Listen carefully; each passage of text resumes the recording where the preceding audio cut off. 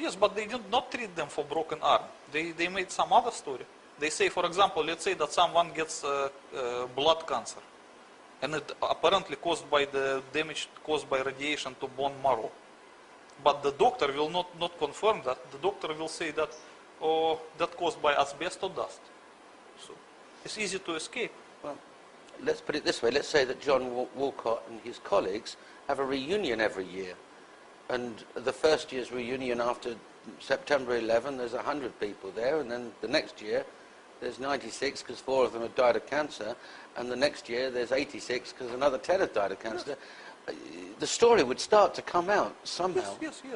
That's why now there is a big story in New York. These people who suffer from this kind of thing, they try even to sue the government, claiming that the government did not properly inform them about the danger of asbestos dust or some like benzene or whatever.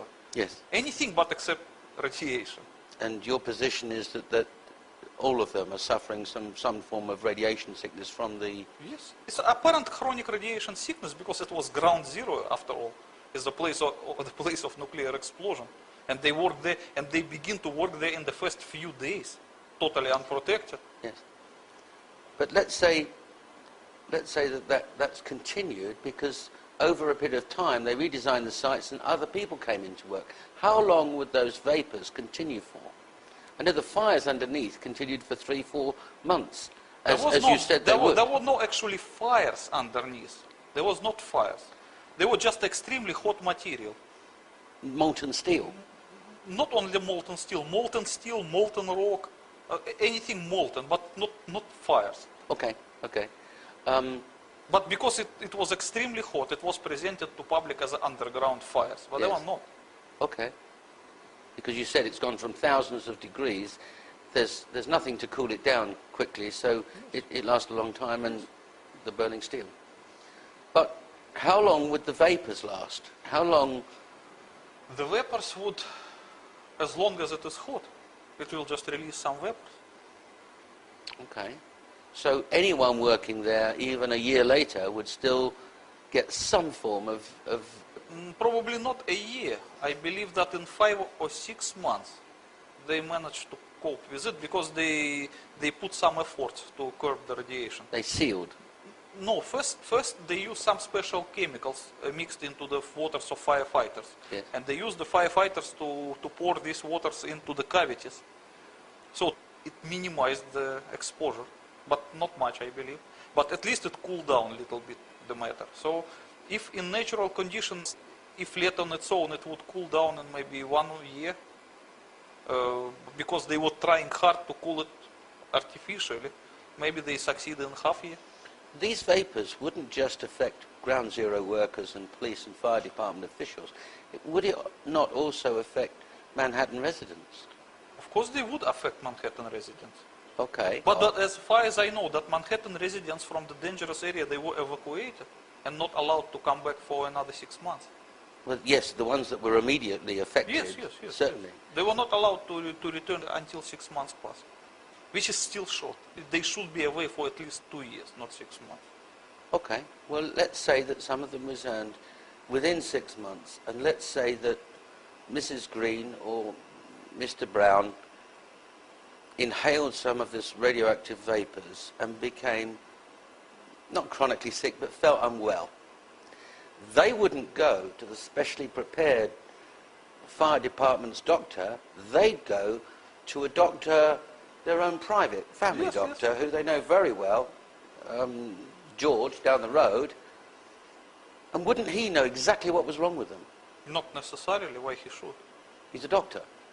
They've So got radiation sickness. The doctor is not necessarily a specialist in nuclear explosion and these kind of things. He's just a doctor.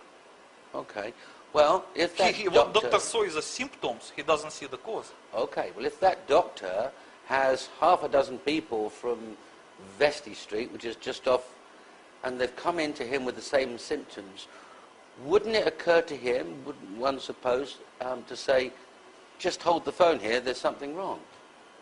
I don't think so, because the doctors, they also read newspapers and also they have some internal instructions.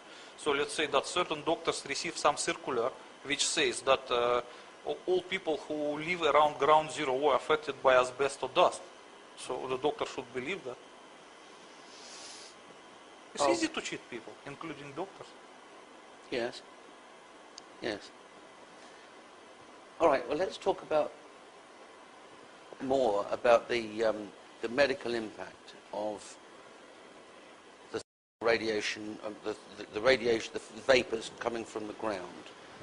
They were seen from space, and in fact identified. You're talking about. I'm talking about the Yeah, shots yes. from oversaw Yes. that saw these vapors for some time, and you observe in your book that they're not black smoke.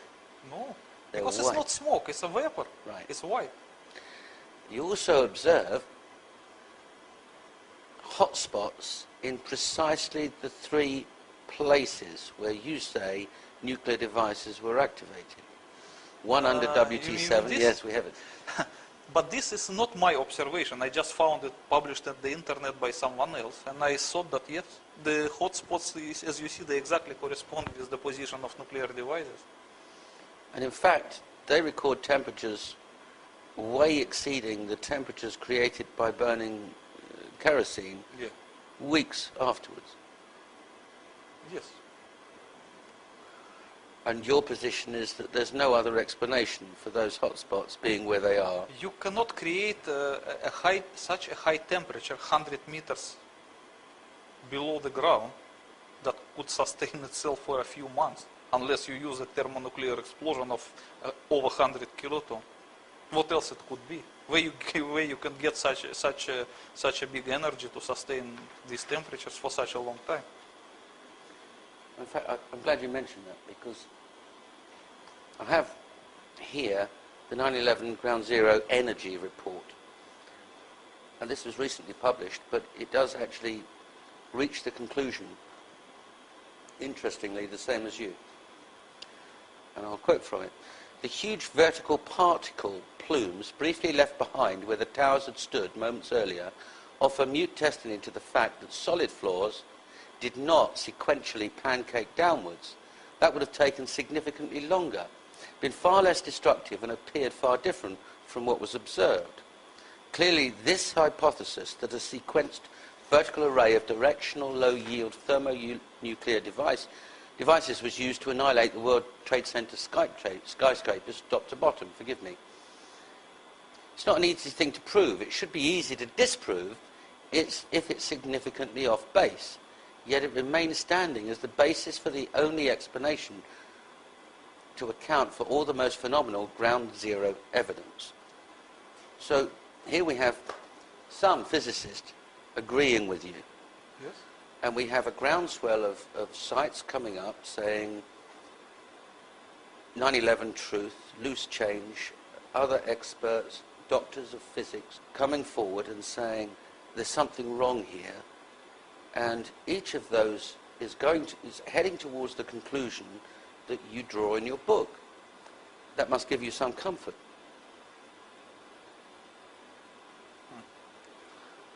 I don't even know how to answer this.